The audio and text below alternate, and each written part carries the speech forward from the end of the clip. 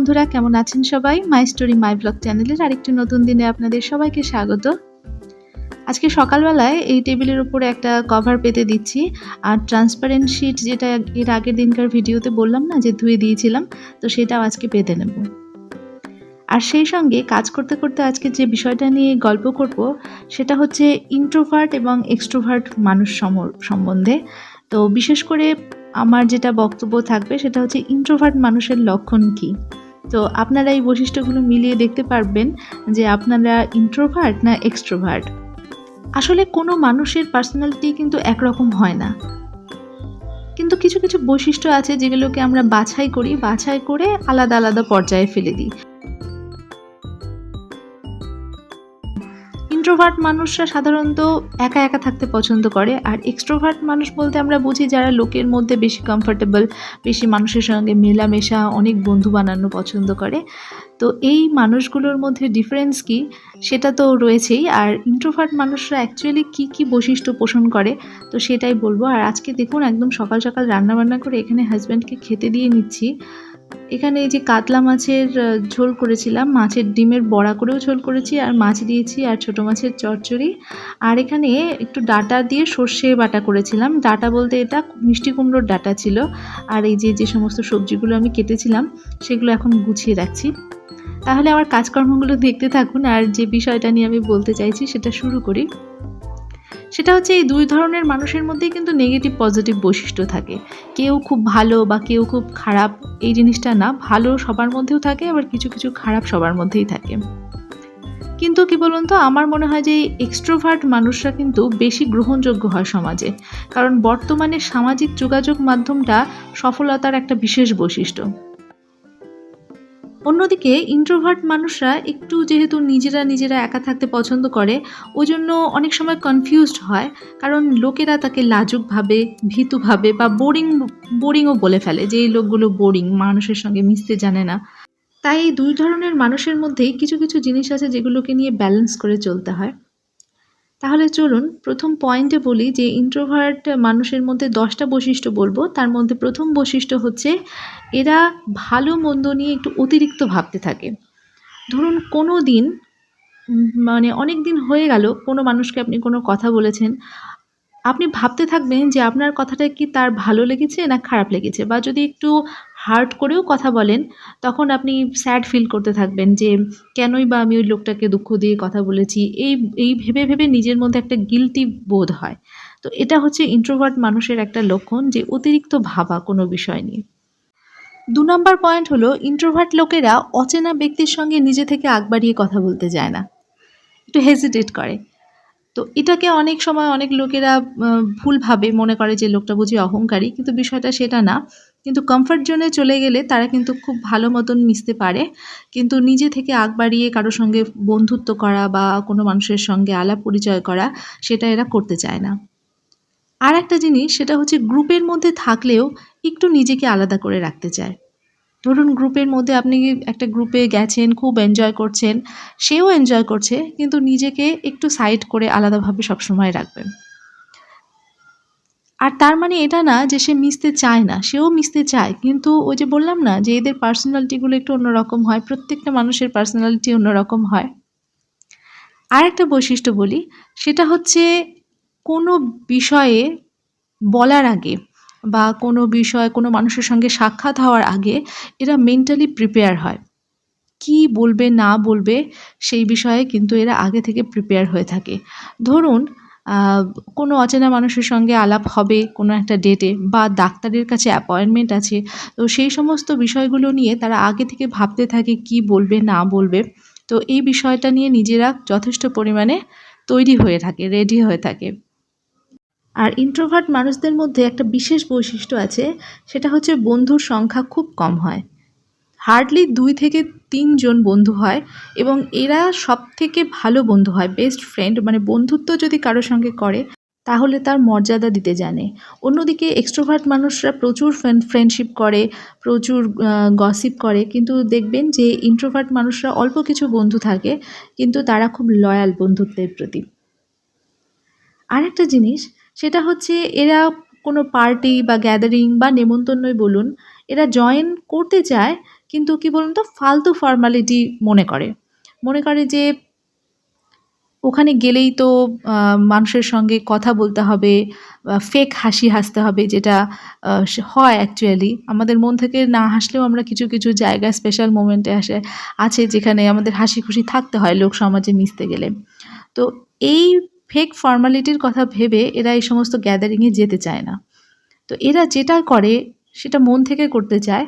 শুধুমাত্র দেখনদারিতে এরা বিশ্বাস করে না। আরো একটা বিশেষ পয়েন্ট হলো ইন্ট্রোভার্ট মানুষরা ফোনে কম এঙ্গেজ থাকতে পছন্দ করে।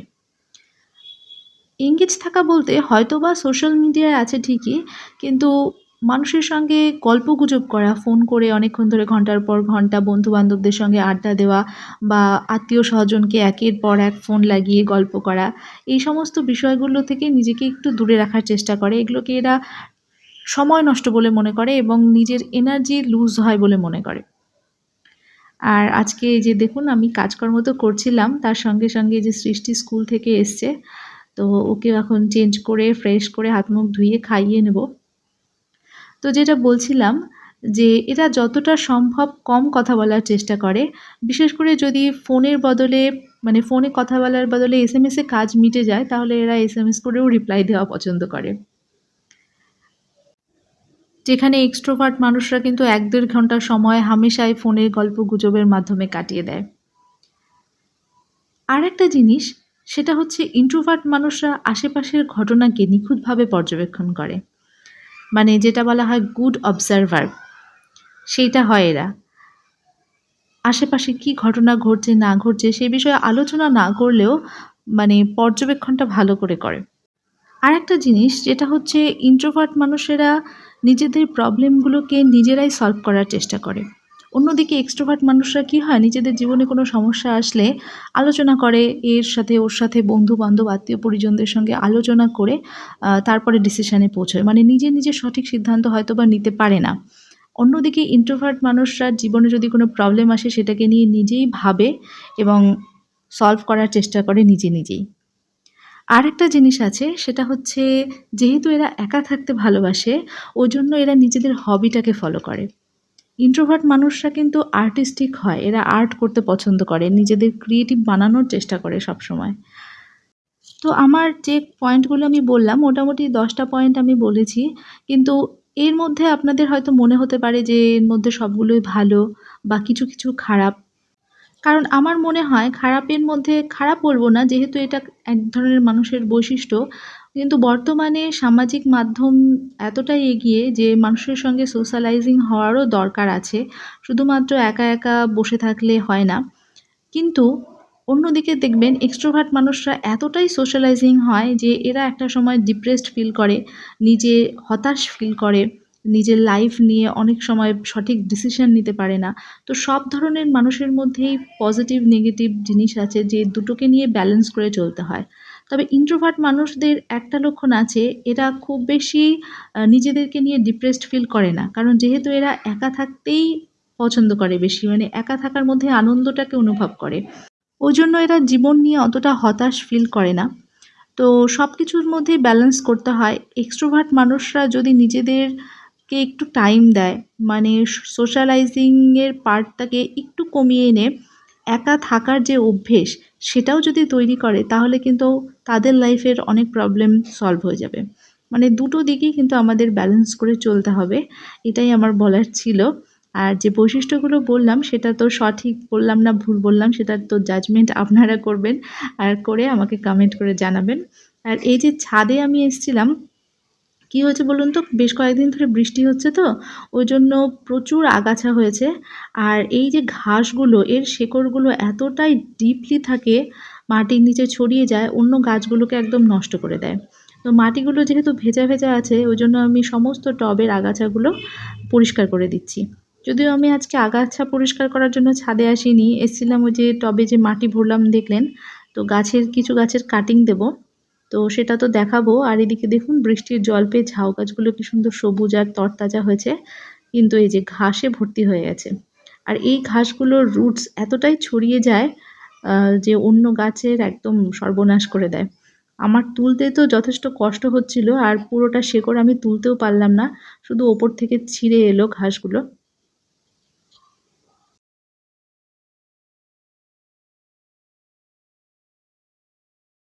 তাহলে আজকে যে পয়েন্টগুলো আমি বললাম সেগুলোর মধ্যে আপনারা নিজেদের কোনটা মিল খুঁজে পান বা মিল খুঁজে পেয়ে আপনি ইন্ট্রোভার্ট না এক্সট্রোভার্ট ক্যাটেগরির মধ্যে পড়েন সেটা আমাকে কমেন্ট করে জানাবেন।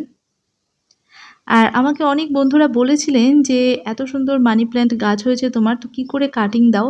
আমি কিন্তু অনেকবার দেখিয়েছি যে মানি প্ল্যান্টের আমি কাটিং কী করে বসাই। আর এটা তো খুবই সাধারণ ব্যাপার। আজকাল সবাই মানি প্ল্যান্ট রাখে আর সবাই জানেও। তবুও যারা মানি প্ল্যান্ট গাছ রাখেননি, তো তারা আজকের ভিডিওটা দেখলে বুঝতে পারবেন যে আমি কী করে কাটিং দিই। এই যে দেখুন এই মানি প্ল্যান্টের ওপরের দিকের ডগাগুলো, এগুলো পাতাগুলো আর বেশি বড় হচ্ছে না, ছোট, ছোট পাতা হচ্ছে। ওজন্য আমি কেটে নিলাম। এগুলো এই কাটিং দিয়ে রাখবো। আর বর্ষাকালে কাটিং দিলে গাছগুলো কিন্তু মরে না। সবগুলো বেঁচে যাবে আর নতুন করে চারা তৈরি হবে। আর এখানে দেখুন প্রত্যেকটা পাতার সঙ্গে একটু করে শিকড় হয়েছে। যেগুলো পাতার নিচে একটু করে শিকড় আপনারা দেখতে পাবেন, সেই পাতাগুলোই রাখবেন। শিকড় ছাড়া পাতাগুলোতে কাটিং বসাবেন না। তো ওই শেকড়গুলো মাঝখানে রেখে আমি ছোট, ছোট পাতাগুলোকে পার্ট করে নিয়েছি আলাদা করে। তারপরে এই যে মাটি ভেজা, ভেজা মাটিটাই ছিল, তো ওর মধ্যে বসিয়ে দিচ্ছি। আজকে যেহেতু মাটিটা ভেজা আছে এর মধ্যে আর জল দেব না। আর ভিডিওটাও আমি আজকে আর বেশি বড় করব না। যারা নতুন দেখছেন তাদের যদি ভালো লাগে তাহলে রিকোয়েস্ট করব যে আমার অন্য যেগুলো ভিডিও আছে সেগুলোতেও ভিজিট করুন। আর ২-১ টা ভিডিও যদি ভালো লাগে তাহলে সাবস্ক্রাইব করবেন। আর যে সমস্ত পুরনো বন্ধুরা আমার ভিডিও রেগুলার দেখছেন তাদেরকে অসংখ্য, অসংখ্য ধন্যবাদ। আর এখানে কাটিং দেওয়াও আমার কমপ্লিট হয়ে গেল আর ভিডিওটা শেষ করছি। ভালো থাকবেন।